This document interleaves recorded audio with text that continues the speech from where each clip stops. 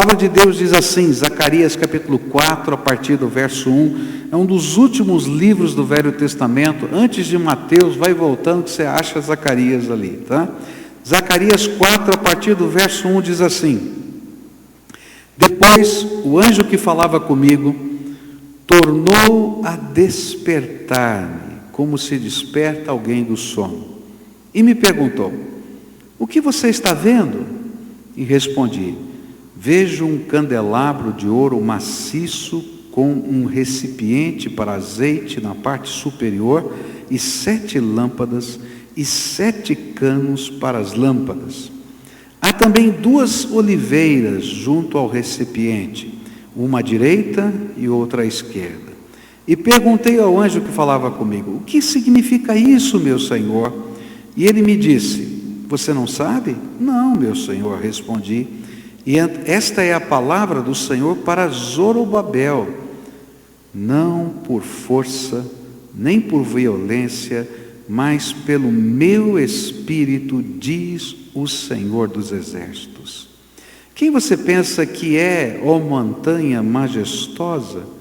Diante de Zorobabel você se tornará uma planície. Ele colocará a pedra principal aos gritos de Deus abençoe, Deus abençoe. E então o Senhor me falou: As mãos de Zorobabel colocaram os fundamentos deste templo, suas mãos também o terminarão. E assim saberão que o Senhor dos Exércitos me enviou a vocês. Pois aqueles que desprezaram o dia das pequenas coisas terão grande alegria ao verem a pedra principal nas mãos de Zorobabel. E então ele me disse: Estas 7 lâmpadas são os olhos do Senhor que sondam toda a terra. E a seguir perguntei ao anjo: O que significam estas 2 oliveiras à direita e à esquerda do candelabro? E perguntei também: O que significam esses 2 ramos de oliveira ao lado dos 2 tubos de ouro que derramam azeite dourado? E ele disse: Você não sabe? Não, meu Senhor, respondi. E então ele me disse: São os 2 homens que foram ungidos para servir ao soberano de toda a terra. Querido Senhor, em nome de Jesus, nós estamos reunidos aqui nesse templo, buscando a Tua face. Pai, o mais importante para nós é sermos visitados pelo Senhor, sermos tocados pelo Senhor, podemos perceber que o Senhor tem algo de especial para cada pessoa individualmente. Nós, Senhor, queremos aprender coisas da Tua palavra, mas queremos experimentar estas palavras sendo inculcadas, sendo aplicadas no nosso coração pelo poder do Teu Espírito. E Pai, não é algo que a inteligência humana faça. A inteligência humana pode até admirar os homens, mas só o Teu Espírito toca o nosso coração. Então, Pai, em nome de Jesus, que esse não seja um tempo de discurso, mas seja um tempo de ministração da Tua graça. Nós dependemos do Senhor. Por isso, Pai, que pelo Teu Espírito, o Senhor mesmo esteja nos falando nessa manhã. É aquilo que oramos e clamamos no nome de Jesus. Amém e amém. A palavra de Deus está falando de um tempo de batalha no meio do povo de Deus. A gente tem estudado o livro de Zacarias e lembra disso. Tudo o que está acontecendo, as batalhas, o impedimento da construção do templo, os 14 ou 15 anos que eles ficaram esperando para poder ter um novo decreto, o decreto que proibia a construção do templo não tinha ainda sido revogado. Chegam os profetas e dizem: agora chegou a hora, sem decreto mesmo, começa a construir. O povo, movido pelo poder de Deus, começa a reconstruir o templo, e é esse o contexto. E a mensagem do capítulo 3 e a mensagem do capítulo 4 são dirigidas aos líderes espirituais do povo. Primeiro deles ao sumo sacerdote Josué, capítulo 3, onde o Senhor falava da restauração desse sacerdócio, trocando as roupas, colocando a mitra, pertence exclusivamente ao Senhor. E agora é uma palavra ao governador, que estava exercitando a administração para a construção daquele templo. E nesta palavra de Zacarias para Zorobabel, e no finalzinho também para o sumo sacerdote Josué, o que está sendo colocado aqui, dentro desses aspectos da visão, é como Deus trabalha a nossa vida. Como Deus trabalha o nosso ministério, como Deus trabalha os desafios que se apresentam diante de nós, como Deus trabalha a responsabilidade que está pesando sobre o seu ombro. Eu não sei qual é a responsabilidade que pesa sobre o seu ombro, mas tem horas que você olha para essa responsabilidade e olha para a direita, olha para a esquerda e não tem ninguém, é você tem que resolver, a vida é tua, a situação é tua, e é nessas horas que a gente diz assim, bom, e agora, o que vai acontecer? E essa é uma palavra para aquele que teme a Deus, para aquele que quer andar com o Senhor. Como é que a gente enfrenta esses momentos de luta e de responsabilidade na nossa vida, quando de alguma maneira a gente precisa fazer ou realizar coisas que são tão maiores do que nós? Então, a primeira cena, e sempre que a gente vê uma visão, a gente tem que olhar as cenas. A primeira cena aqui está no versículo 1, onde diz assim: depois o anjo que falava comigo tornou a despertar-me como se desperta alguém do sono. Primeira cena é Zacarias vendo, não é? O anjo do Senhor chacoalhando ele e dizendo: acorda, profeta, acorda, profeta. Parece uma coisa tão simples, né? Mas por que isso faz parte da cena da visão? O anjo do Senhor chegando e dizendo: acorda, profeta, abra os olhos, acorda, agora não é hora de dormir. O entendimento, quando a gente estuda esse texto, era de que como se todo o povo estivesse dormindo para as realidades do Espírito que precisavam ser enxergadas, percebidas. Às vezes nós estamos olhando para as batalhas que existem na nossa vida e a gente olha com o olho, por exemplo, da administração. E a gente faz a conta e diz: dá certo, não dá certo, funciona, não funciona. Às vezes a gente olha para as dificuldades, para as batalhas, para os desafios, com os olhos da psicologia. Não, se eu tratar essa pessoa desse jeito, daquele outro, não é? Às vezes dá certo, às vezes não dá certo. Às vezes a gente olha para essas dificuldades do ponto de vista da política. Se eu me articular aqui, se eu falar com fulano, se eu falar com Beltrano. Mas naquele momento o anjo do Senhor estava dizendo assim: olha, vocês têm um problema, a construção do templo, vocês têm um edito real que está dizendo que vocês não podem construir. O Senhor está falando que é hora de construir. Agora não é hora de olhar na perspectiva da política, na perspectiva da estratégia militar. Agora não é hora de olhar para qualquer perspectiva. Agora vocês precisam acordar para enxergar a realidade na perspectiva espiritual da vida. É muito interessante isso, porque muitas vezes nós que tememos a Deus estamos dormindo para enxergar as batalhas espirituais que estão acontecendo na nossa vida na perspectiva do Espírito Santo de Deus.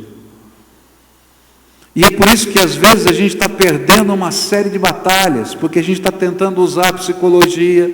Eu não estou dizendo que a psicologia é ruim, mas eu estou dizendo que algumas batalhas são espirituais, que terão de ser discernidas pelo Espírito, que terão de ser vencidas no poder da graça de Deus. E às vezes a gente não é capaz de enxergar E Deus tem que chacoalhar a nossa vida, dizer: filho, abre o olho, acorda, percebe que isso aqui é batalha espiritual, isso aqui é algo que só o poder de Deus pode transformar.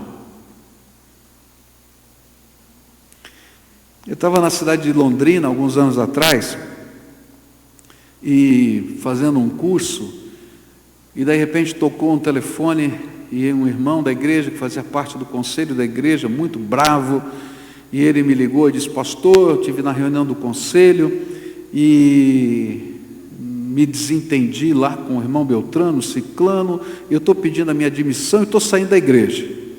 Falei: mas meu irmão, para com isso. O irmão já é velho de igreja, para com isso, o negócio é esse. Não, já estou angustiado, está decidido, está resolvido, tal. Desligou o telefone. Aí peguei o telefone e liguei para um irmão de direção do trabalho, para saber o que tinha acontecido. Liguei para outro, e aquilo já estava chegando meia-noite, eu não conseguia fazer mais nada, não conseguia resolver nada. E aí eu falei: Senhor, o que eu vou fazer? Aí comecei a orar. O Senhor falou para mim assim: filho, enquanto você dorme, eu trabalho, vai dormir. Eu disse: Deus, mas está uma confusão, está uma encrenca danada, esse negócio não dá certo, vou dormir, não vou perder o sono. Filho, enquanto você dorme, eu trabalho, vai dormir. Aí eu falei para a Cleusa, que estava comigo, falei assim: não, vamos dormir, já está tarde mesmo, ficar ligando de madrugada para a casa das pessoas é chato. Amanhã eu vou levantar bem cedo e vou ligar. E fui dormir. Levantei cedinho, tinha aula 8h30 da manhã, mas cedinho já estava ligando para as pessoas. Liguei para a primeira pessoa e a pessoa disse: pastor, esse problema já está resolvido. Como já está resolvido? Eu liguei a última vez, era meia-noite. Não, já resolveu. Não é possível. Liguei para o segundo, para o terceiro, para todo mundo. Estava resolvido, porque enquanto eu estava dormindo, o Espírito de Deus estava trabalhando e fazendo as coisas tremendas dele. Nem me pergunto o que aconteceu, que até hoje eu não entendi. Por quê? Porque tem coisas na nossa vida que são resolvidas pela intermediação da graça de Deus. Às vezes você vai ganhar muito mais numa batalha, se você dobrar os seus joelhos, se você falar com Deus, se você pedir discernimento espiritual, se você pedir graça de Deus. Quantas vezes já fui para reuniões complicadíssimas, achando que ia ser a coisa mais difícil da face da terra, mas a gente vai sabendo que aquilo não é um problema de articulação política, e eu não fiz nada para isso, mas a gente vai na dependência da graça de Deus, despertado para enxergar as batalhas espirituais. E sabe o que acontece? Quando a batalha é espiritual, o Espírito Santo vai na frente, ninguém segura, porque Ele é o Todo-Poderoso. Então a primeira lição que eu aprendo aqui nesse texto é tão simples, é que em alguns momentos da nossa vida, a gente não enxerga com os olhos do Espírito o que está acontecendo. E o Espírito de Deus tem que chacoalhar a nossa vida. Uma outra coisa que está ainda dentro desse contexto, por que Deus tem que chacoalhar, é porque os impedimentos sempre virão. Os impedimentos sempre virão. Nesse mundo tereis aflições. Os impedimentos sempre virão. E qual é o propósito dos impedimentos? Frear o homem de Deus, frear os passos da fé, frear aquilo que é a missão de Deus para a nossa vida. Mas a mensagem da fé e da esperança sempre vão acompanhar o homem de Deus, porque o Espírito de Deus vai dizer assim: não se preocupe com o que você está vendo, olha para aquilo que eu vou te mostrar, olha e escuta o que eu vou te ensinar. E a grande batalha, na verdade, não vai se travar aqui fora, nos contextos da vida, mas ela se trava dentro do nosso coração. Se eu sou capaz de abrir mão dessas estratégias humanas para crer na intervenção do Todo-Poderoso na minha vida. Eu não estou dizendo que eu não posso ter conhecimento, que eu não possa usar ferramentas, mas não, eu tenho que crer no poder de Deus. Eu posso usar sim, mas não é isso que me garante a vitória, não é isso que me leva ao sucesso, é a graça do Todo-Poderoso que faz diferença na minha vida, e eu preciso ser desperto. Querido, se Deus decidir abençoar a tua mão, e você for sair para trabalhar, a palavra de Deus diz, no Salmo 1, que tudo quanto o justo faz, isso prospera. Agora, se Deus tirar a mão de bênção de sobre você, todos os títulos que você tem, tudo aquilo que você sabe, não vai funcionar.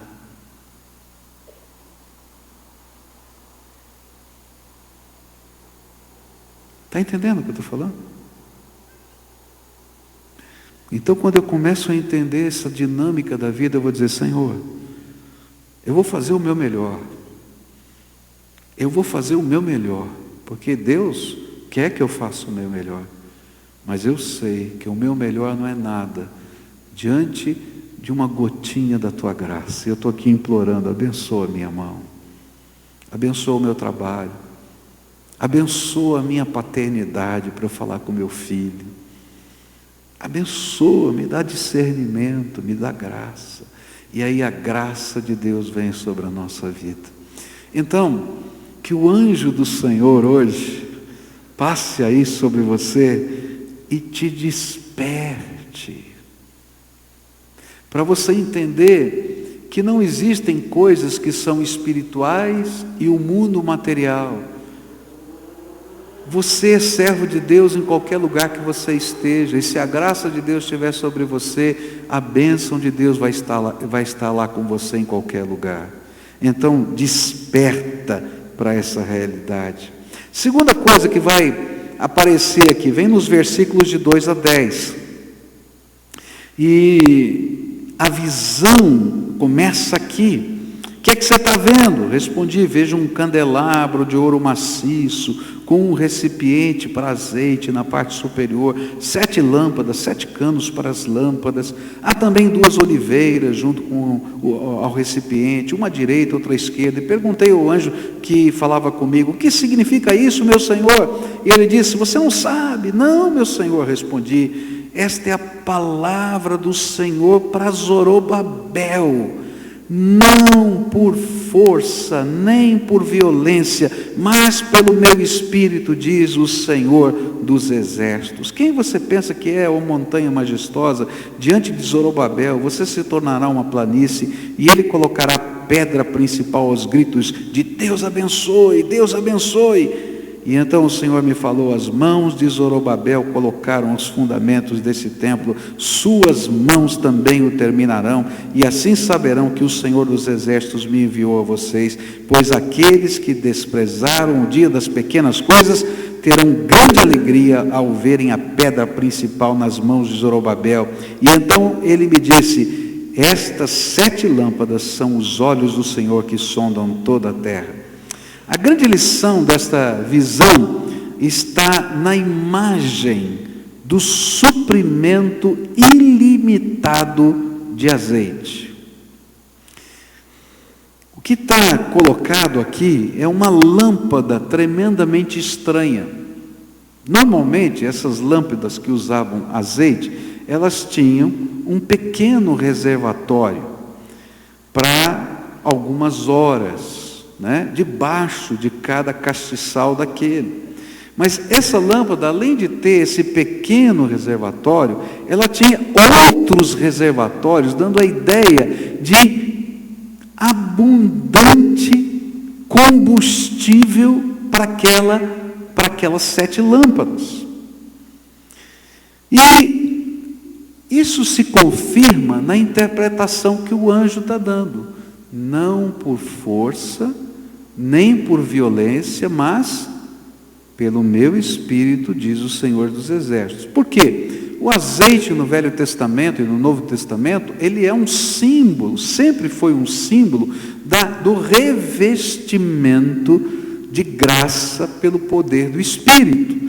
Então, quando você ungia alguém, no Velho Testamento se ungia o rei, o profeta e o sacerdote, você pegava um chifre, né, que usava-se como um container de azeite. Esse azeite era um azeite perfumado, misturado com algumas essências, e fazia então um perfume com esse azeite, e na unção se destampava aquele chifre e se derrubava o container inteiro de azeite na cabeça.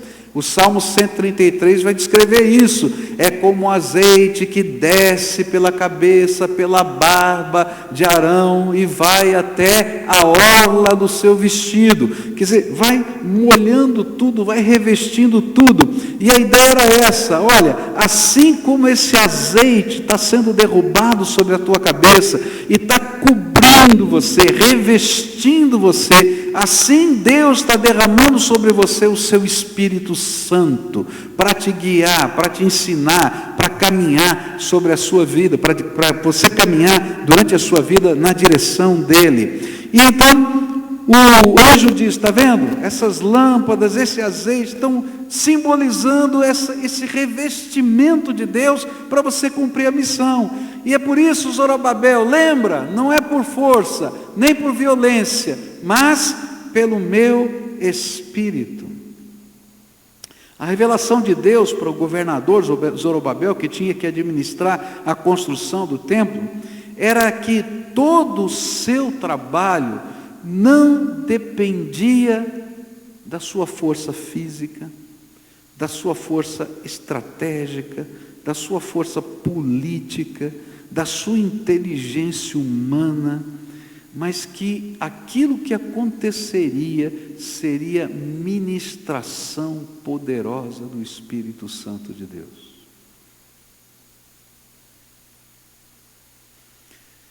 E o que Deus estava dizendo para Zorobabel era: eu tenho o que você precisa, busque de mim poder do Espírito Santo. Busque de mim poder do Espírito Santo. Essa visão fala de uma montanha. Queridos, a montanha naquele contexto era o imperador, que tinha dado uma ordem proibindo a construção do templo. Eles estavam contra a lei, eles eram subversivos. E aí todo mundo estava morrendo de medo, que a qualquer tempo podia chegar um exército e derrubar tudo, matar todo mundo. E aí o Espírito Santo está dizendo: não vai ser por guerra, você não vai precisar preparar o exército, não vai ser por força, nem por violência, vai ser pelo meu Espírito. E aí faz uma pergunta retórica: o que é você, ó montanha, diante de Zorobabel? Que é você, imperador, diante do servo do Senhor? Bom, complicado. E o Senhor diz assim: não tem problema, porque eu vou aplanar essa montanha e você vai passar sem fazer força de escalá-la. É isso que está aí na profecia. E olha que coisa tremenda, enquanto essa profecia estava sendo dada, Dario era o rei dos Medos, que havia tomado o poder da Pérsia. E havia um homem lá no império chamado Daniel. E Daniel foi lançado na cova dos leões, porque ele orava 7 vezes por dia, desobedecendo o edito real. E quando ele foi lançado na cova dos leões, o anjo do Senhor se apresentou ali e fechou a boca dos leões. E Dario começou a perguntar: Daniel, você está bem? Estou, está tudo bem aqui. E os leões estão mansinhos, tranquilos. E ele fica impressionado. E as pessoas que vão lidar com os leões são comidas por eles, mas Daniel não. E Dario diz assim: o teu Deus é o Deus sobre todos os deuses. E a história diz que Dario se tornou um rei monoteísta. E Dario vai abrir as portas, revogar o edito real, sem guerra, sem nada, porque não vai ser nem por força, nem por violência, mas pelo meu Espírito, diz o Senhor dos exércitos celestiais. Não é tremendo isso? O que a Bíblia está ensinando para mim? O que a Bíblia está ensinando para você? É que no meio dessa batalha espiritual tem montanhas intransponíveis, que eu não vou conseguir resolver, que você não vai conseguir resolver. Há situações familiares que a gente não consegue resolver. Há lutas do coração que a gente não consegue resolver. Mas quando a gente é despertado para entender que há um movimento da graça de Deus acontecendo, e que eu posso me colocar na presença do Senhor e depender dEle, ainda que eu faça o meu melhor, mas que não vou ser eu, vai ser a graça de Deus. Deus começa a manifestar o poder do Espírito Santo dEle na nossa vida. E é Ele que vai e aplana nas montanhas. E os métodos de Deus são inusitados. Talvez você pensasse assim: se a gente tivesse dinheiro, resolveria o problema e construiria rápido o templo. Se a gente tivesse influência, a gente podia convencer o governador da região para parar. Ou se a gente tivesse emissários que pudessem... Não, Deus vai usar os leões. Eu acho tremendo isso. Lá com Ezequias ele usou os ratinhos.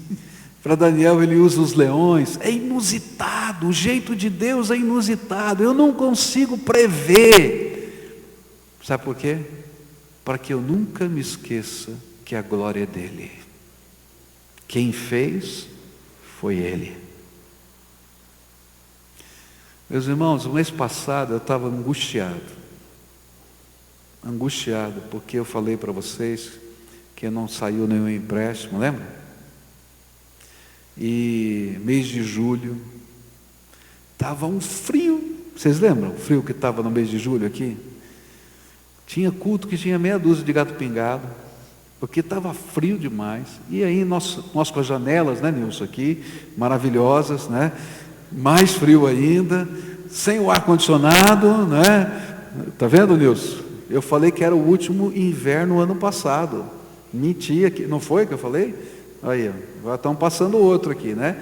E ainda a Cleusa ficou bastante enferma, eu fiquei ruim emocionalmente, não estive 2 domingos aqui na igreja por causa disso. E mesmo colocando o pé no freio, nosso gasto com a construção seria de perto de 850 mil reais. Nós estamos arrecadando perto de 500. Eu teria uma diferença de mais de 300 mil reais. E não sabia de onde vinha. Não por força, nem por violência, mas meu espírito. Eu não sabia nem como orar. Dá empréstimo, manda dinheiro, sei lá, Senhor. E eu vou dizer, eu estava tão mal que eu não estava bem, nem para orar. Mas Deus é fiel. Sabe o que aconteceu? Durante aquele mês nós recebemos uma oferta de 337 mil reais. E cobriu o deste daquele mês. E quando eu vi aquilo, eu disse assim: é só para a gente saber que milagre é milagre, não tem explicação. Não tem explicação. Não por força nem por violência, mas pelo meu espírito. Eu estou falando aqui das coisas da igreja, mas quantas vezes na minha vida estas coisas aconteceram? Anos atrás, na adolescência, mamãe ficou muito doente. O diretor da escola me ligou, onde a minha irmã estudava, porque a mamãe estava fazendo escândalo lá e ela estava completamente desequilibrada. Eu não tinha 18 para 19 anos nessa época, papai separado dela, não sabia o que fazer, ela não aceitava tratamento, estava muito difícil. E eu estava trabalhando e orei: Senhor, o que eu faço? Eu vou buscar minha mãe? E como é que eu vou resolver esse problema? Eu não sei o que eu fazer, eu levo para casa, vou ter que voltar para trabalhar, ela sai de novo. Eu tinha alguns remédios dela que ela precisava tomar e eu tinha medo de deixar em casa, então eu andava com esses remédios no bolso e tentava dar nas horas certas que ela precisava tomar. Alguém, se me parasse na rua, eu me achava traficante de tanto remédio que eu andava. E eu estava desesperado. E eu comecei a orar, falei: Senhor, me ajuda, tenha misericórdia, por favor. O que eu faço? Eu não ouvi nenhuma voz, mas o Espírito Santo tocou no meu coração e falou assim: liga para o teu tio, que mora lá em Araraquara. E eu pensei assim: meu tio, a essa hora, eram 10h30 da manhã, meu tio não está em casa. Eu conheço meu tio. Meu tio começa a trabalhar, 7 horas da manhã já está trabalhando. Ele é um livre docente lá da faculdade, tem consultório, tem isso, tem aquilo, ele não vai estar em casa. E naquele tempo não tinha celular, só tinha o telefone fixo, né? E falou: liga agora, pode ligar. E eu assim peguei o telefone descrente, comecei a discar o número da casa do meu tio. Quem atende do outro lado? Meu tio. Ele disse: ô filho, você deu sorte. Eu falei: por quê? Eu esqueci minha carteira, tive que voltar para casa. Eu já sabia que não era sorte. E falei: tio, a coisa está feia, está acontecendo isso, eu não sei o que fazer. Eu sei que o senhor está longe, mas me dá uma ideia, uma opinião, fala alguma coisa para mim, por favor. E aí o meu tio disse assim: vai pegar sua mãe, traz ela aqui para Araraquara. Eu falei: ih, tio, ela não vai. Pega sua mãe e traz ela aqui para Araraquara. No caminho, passa em Rio Claro, pega a sua avó e traz junto. Eu vou tentar, tio, vou ver. E aí fui orando, falei assim: como é que eu vou levar minha mãe para Araraquara? Porque ela botava uns negócios na cabeça: não, isso aqui é encrenca, isso aqui vai acontecer isso, e não fazia. E aí então, eu disse para a mamãe assim: mamãe, vamos resolver o problema? Ela olhou para mim, até hoje eu não sei o que ela entendeu. Ela olhou assim: vamos resolver o problema. Eu disse: ótimo, aleluia. Então fomos assim: então faz a mala que nós vamos para Araraquara. Ela olhou assim espantada: é em Araraquara que eu vou resolver o problema? Eu falei: é lá mesmo. Tá bom. Começou a arrumar a mala. Eu falei: Senhor, obrigado, aleluia. Entrou no carro comigo, passei em Rio Claro. O que vai fazer aqui? Eu falei: vou pegar a avó, que ela vai ajudar a resolver o problema. A avó vai ajudar? É, vai. Então tá bom, pega a avó. E fomos. Quando chegamos lá, o psiquiatra estava esperando, ela foi internada no hospital psiquiátrico. E quando eu cheguei na bancada do hospital ali para assinar o termo de responsabilidade, me deu uma tremedeira, mas uma tremedeira. Vou internar minha mãe. E meu tio estava conversando com o médico e eu peguei a caneta na mão assim, tremendo. Ele viu. Ele chegou lá, me deu um empurrão assim de ombro, pegou a caneta e assinou no meu lugar. Naquele dia eu vi que não é por força, nem por violência, mas pelo meu Espírito. E ali começou uma outra fase da vida da minha mãe, que ela aceitou ser tratada, trabalhada, que permitiu uma série de coisas novas na nossa vida. Eu não tenho solução, você não tem solução, eu não tenho resposta, você não tem resposta. Tem montanhas diante de nós que são intransponíveis, mas se eu creio, se eu sou desperto, e se eu busco esse Deus que intervém, eu vou descobrir essa lição. Não é nem por força, nem por violência, mas pelo meu Espírito. E queridos, viver na dependência do Espírito Santo é algo tremendo. Não tem coisa melhor do que depender da graça de Deus. Zorobabel podia ser fraco, podia ser flexível como um pavio, mas ele podia ser inflamado pela graça de Deus. Há uma outra coisinha que eu queria colocar aqui ainda, antes da gente encerrar. Esse suprimento dessa lâmpada de azeite tem um elementozinho que eu comparo com a gente. É o pavio. É interessante isso. Alguns de vocês, não muitos, já viram uma lamparina que usa querosene, que usa azeite de cozinha, Normalmente no interior a gente usava isso, punha azeite de cozinha para acender uma lamparina, Quantos viram isso já? Tem bastante gente, tá bom, É interessante essa lamparina, porque era o tipo da lamparina, é que o pavio sozinho não ilumina nada.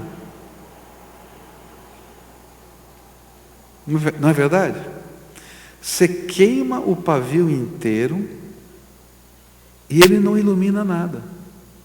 E se for um pavio já usado, se você acender e não tiver óleo, ele vai queimar, não vai iluminar e vai dar um mau cheiro danado na casa. É ou não é? Na nossa vida espiritual é assim, queridos. Sem a unção do Espírito, a gente como esse pavio. A gente se queima, a gente se machuca, a gente se consome inteiro, não produz a luz e ainda gera mau cheiro para quem está perto da gente. Mas se eu tiver mergulhado no óleo, aquele paviozinho tiver mergulhado no óleo, ele é só uma conexão entre o óleo e o fogo. Aquele fogo é coisa tremenda. Aquele fogo vai iluminar a casa e não vai consumir o pavio. E essa é a dinâmica da vida espiritual. Quando a gente está imerso no óleo da graça de Deus, o fogo, a luz de Deus vai ser vista, as coisas vão acontecer, não tem o mau cheiro. E sabe o que vai acontecer? Você não é consumido, porque o Senhor é graça que Ele protege. E essa foi a visão que Moisés teve da sarça ardente. O que admirava ele na sarça ardente era ver um arbusto que não se consumia. E Deus estava dizendo para Moisés: Moisés, 80 anos você tentou libertar o teu povo pelas tuas próprias mãos, você está quebradinho aqui. Agora eu quero nesses próximos 40 anos te mostrar o poder da minha graça. Você vai ser um arbusto que não vai se consumir. A única coisa que de vez em quando a gente tem que fazer com esse pavio é aparar as pontinhas dele. Não é assim? Quem trabalhou sabe que tem que aparar as pontinhas. E é isso que Deus faz na nossa vida. De tempos em tempos Ele diz assim: filhinho, vamos cortar isso aqui não está bom na tua vida, vamos tirar esse outro negócio. Ele vai fazendo essa revisão na nossa vida, mas imerso no óleo, a gente faz diferença nessa terra. Eu acho tremendo isso. Não é por força, não é por violência, mas é pelo meu Espírito. E aí os últimos versículos de 7 a 10 vão nos dar a garantia da vitória. Montes transformados em campinas, qualquer obstáculo, nada é diante de Deus. E aí então as promessas do Senhor vão dando alimento ao nosso coração. A resposta de Deus para mim e para você é: meu filho, o azeite não tem fim, a luz não se apagou nem se apagará, continue na guerra, nós vamos lutar juntos, porém mude de armas, não se esqueça, não por força, nem por violência, mas pelo meu Espírito, diz o Senhor dos Exércitos.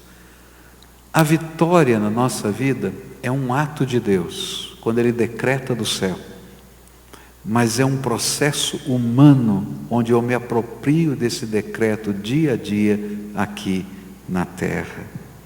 E aí o texto termina falando do dia dos começos humildes, e isso tinha a ver com o que estava em Esdras 3 e Ageu 2, porque eles começaram a construção e quando colocaram os alicerces, as pessoas choravam e diziam assim: esse templinho aqui, o templo de Salomão era melhor.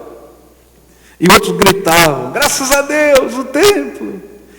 E aí Deus estava falando para Zorobabel: não dá bola não, não dá bola não, ninguém despreze o dia do começo humilde, porque a glória desse templo vai ser maior do que a do anterior, porque Jesus pisaria naquele templo. Está entendendo? A glória de Deus sobre a nossa vida vale mais do que qualquer outra coisa que a gente possa construir com as nossas próprias mãos. A glória de Deus. E aí termina a visão dizendo assim: quem são esses 2 ramos de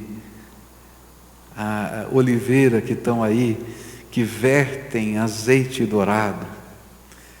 E aí então ele vai dizer: esses daqui são Zorobabel e Josué, os 2 que eu escolhi para estarem à frente dessa missão, e eu vou ungí-los. Literalmente diz que vertem ali, que são ungidos do Senhor, está escrito lá: eles são filhos do azeite, eles são filhos dessa unção, e Deus vai derramar graça. Agora eu quero dizer uma coisa para você: porque Jesus morreu na cruz do Calvário, e porque havia uma promessa no livro de Joel, que chegaria o tempo em que todo aquele que invocasse o nome do Senhor seria salvo, e que Ele derramaria o Espírito Santo sobre todo aquele que o invocasse. Aquilo que está prometido para Zorobabel e para Josué, vale para mim, vale para você. Sabe quem é o filho do azeite hoje? É você, ungido do Deus vivo, selado pelo Espírito Santo da promessa, guardado como propriedade exclusiva do Deus eterno. Por isso, meu querido, essa promessa não é só para mim, é para você. Você é o filho do Deus vivo, amado. Você tem que ser desperto para enxergar essas realidades e entender que não é por força nem por violência, mas pelo meu Espírito. Então o que está te oprimindo? Uma batalha, uma luta, uma enfermidade, uma angústia? Eu não sei, não me pergunta. Eu estou vivendo as minhas, você está vivendo as tuas, tá? Mas eu tomo para mim essa promessa. Quando eu estava estudando esse texto, eu falei: Senhor, obrigado, é para mim, estou pegando tudo, isso aqui é meu, porque eu quero ver a ação do Espírito Santo de Deus nos vários desafios que a gente tem. Meus irmãos, eu estou vivendo um tempo de muita batalha. A gente estava com todo o negócio da televisão para funcionar agora no mês de agosto. A gente tinha tudo pronto. Aí a pessoa que ia alugar a antena da televisão roeu a corda.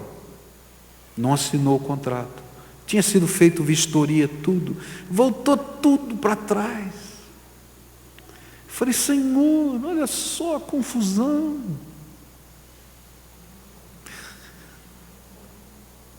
A gente tinha um cronograma de obra, não saiu o empréstimo, matou o meu cronograma.